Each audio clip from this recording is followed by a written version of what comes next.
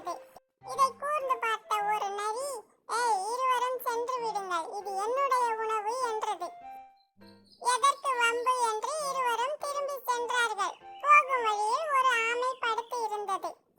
ஆமையாரே, ஏன் படுத்து இருக்கிறாய் என்றது. எனக்கு பசி மயக்கமாக இருக்கிறது என்றது.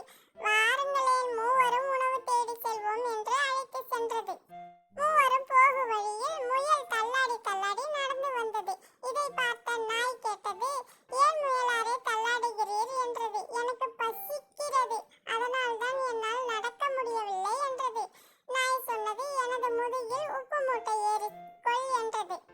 முயலையும் அழைத்து கொண்டு நால்வரும் உணவு தேடி சென்றார்கள். இதை உன்னிப்பாக கவனித்த நரி பயந்து போய் அங்கிருந்து சென்றது.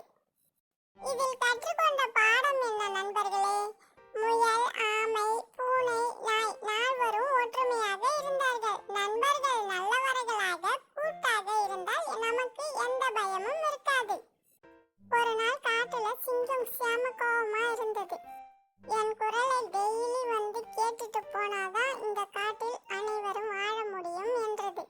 இதை கேட்ட ஒரு காக்கா காக்கான்ட்டு ஒரு சிரிப்பு சிரித்தது.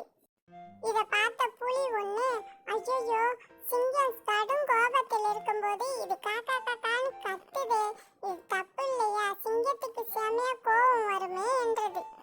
சிங்கத்திடம் மெதுவா போய் புலி சொன்னது, அண்ணே, கோவப்படாதீங்க, காக்காவுக்கு குரலே அதுதான், உங்களை கிண்டல்லாம் பண்ணலன்னு சொன்னது. அதையெல்லாம் காதுல வாங்கவே இல்லை சிங்கம். காக்கா என்ன கிண்டல் பண்ணியது உண்மைதான் என்று கர்ஜித்தது. சிங்கத்தோட கோபம் காக்காவுக்கு கண்டிப்பா தெரியும். ஆனா காக்கா துளி கூட பயம் இல்லாம அசையாம நின்னுது. காக்கா மெதுவா மரத்திலிருந்து இறங்கி சிங்கராஜாட்ட போய் சொன்னது, அண்ணே, நான் உங்களை கிண்டல் பண்ணல, நான் உங்களிடம் ரகசியம் ஒண்ணு சொல்லணும், அதனாலதான் காக்கான்னு கத்துனேன். அது என்னன்னா, உங்க உருவத்தை விட உங்க குரலுக்கு தான் அனைவரும் பயப்படுறாங்க, அதனாலதான் உங்க கிட்ட வரவே எல்லாரும் பயப்படுறாங்க.